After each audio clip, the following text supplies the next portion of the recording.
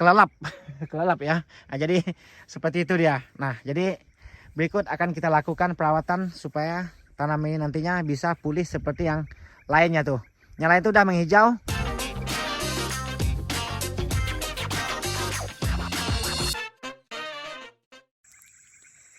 Selamat sore semuanya, sahabat tani kelapa sawit. Kali ini saya akan berbagi tips bagaimana cara merawat sawit supaya bisa tumbuh seperti yang ada di belakang kita itu ya. Nah, jadi ini saya jadikan contoh ya, karena ini menurutku itu udah sangat bagus ya. Nah, jadi perkembangannya seperti yang kawan-kawan lihat. Tuh, seperti itu ya kan. Seperti yang ada di situ juga.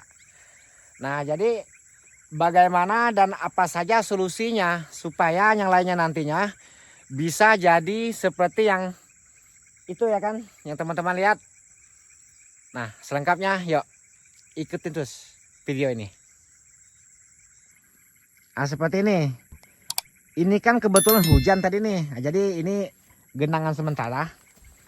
Ya, tapi kalau dia terus-terusan tergenang seperti itu, apapun pupuk yang kita tebar di situ, pupuk kita itu tidak bisa diserap oleh tanaman itu. Karena udah keburuan hanyut di bawah arus air nih. Nah, seperti ini. Otomatis nanti dia ngumpul ke itu pupuk yang akan kita tebar. Nah, maka pentingnya kita membenah bagian pangkal tanamannya dulu.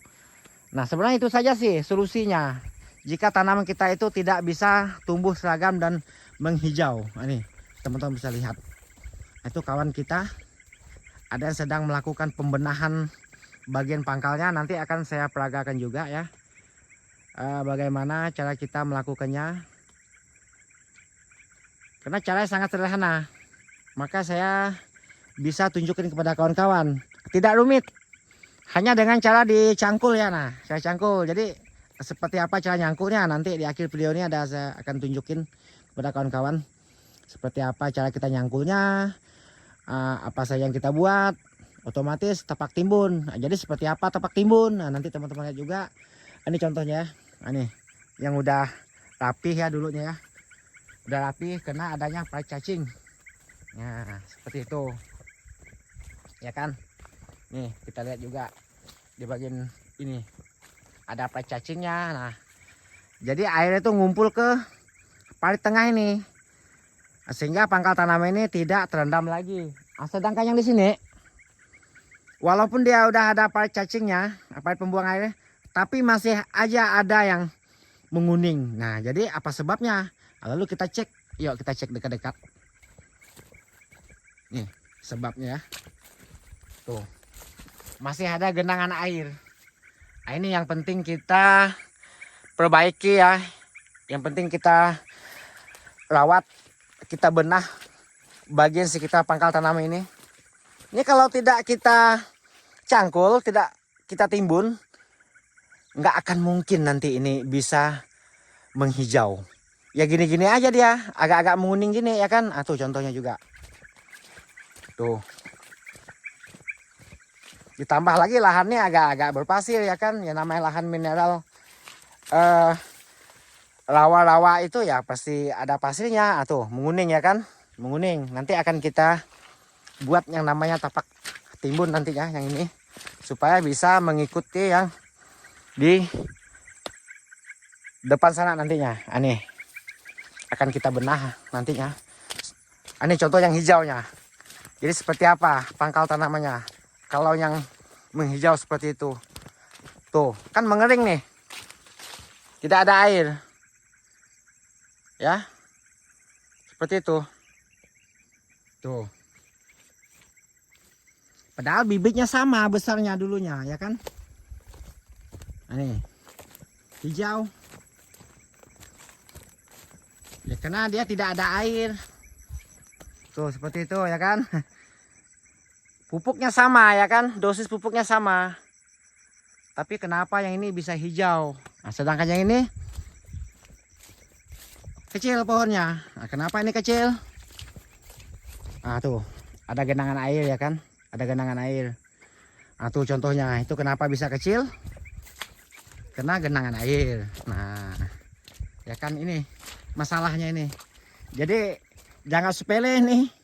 lebih penting membenah pangkal tanam ini ketimbang kita memupuk. Nah, jujur saja, pupuk itu kan udah tahu dah kawan-kawan, bisa lihat tuh di Google tuh ada tuh dosis pemupukannya tanam kelapa sawit dari 0 sampai 1 tahun tuh udah ada tuh cara-cara mupuknya itu. Tentu kita mengikuti itu. Tapi masih aja ada yang tidak bisa tumbuh subur. Nah, lalu apa penyebabnya? Nah, jadi ini penyebabnya tadi tuh ada kawan-kawan tuh lagi membuat yang namanya tapak timbun. Nah, seperti apa tapak timbun? Nah, itu contoh tuh.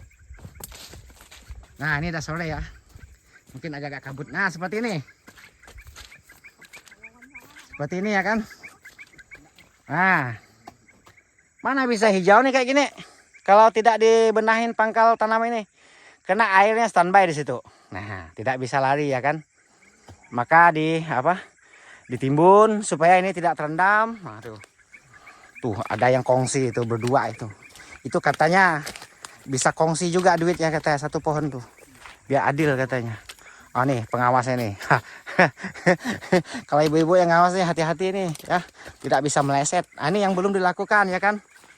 Tuh seperti itu. Nah, ini hampir full ini, banyak ini yang terendam nih. Ini perlu kita benahin ya kan. Ya padahal udah ada pipe cacingnya di situ, pipe pembuangan air, cuma masih belum mempan ya karena kondisi tanah seperti ini ya kan. Nah, ini penyebabnya tidak bisa seperti yang itu tadi ya, yang di ujung sana tadi. Tuh. Ayo kita zoom. Yang itu kan udah hitam hijaunya ya.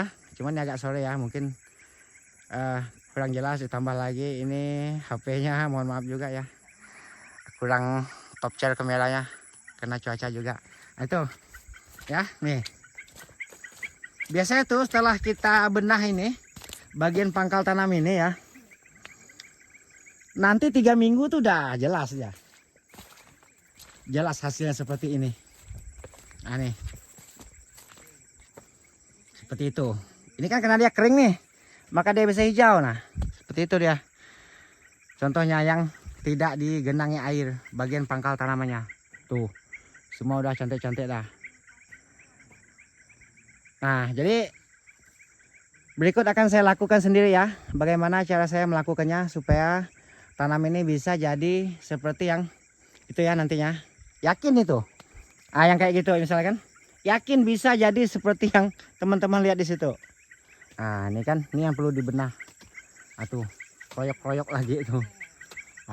Ya kan. Nah, berikut giliran saya lagi ya.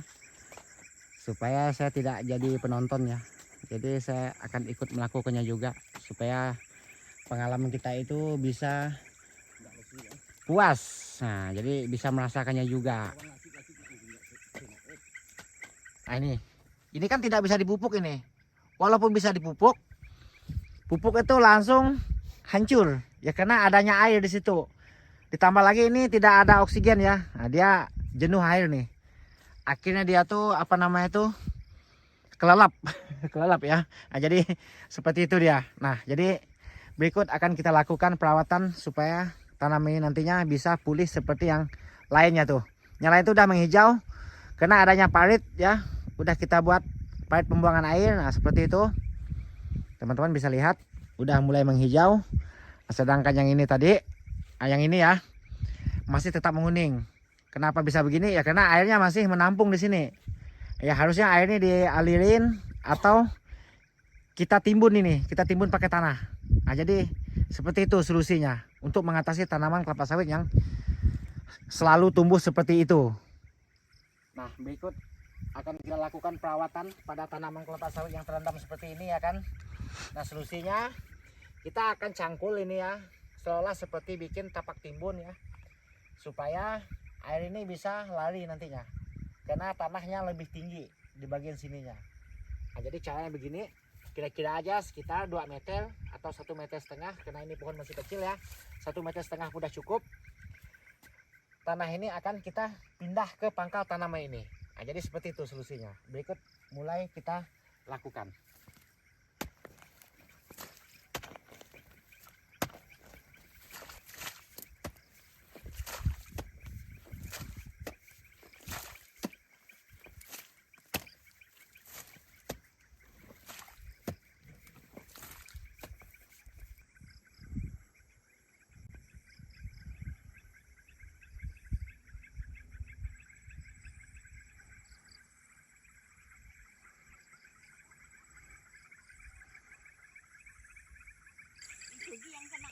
Oke kawan-kawan, jadi hanya itulah video yang bisa saya sampaikan. Semoga cara yang saya lakukan ini bisa memberi manfaat.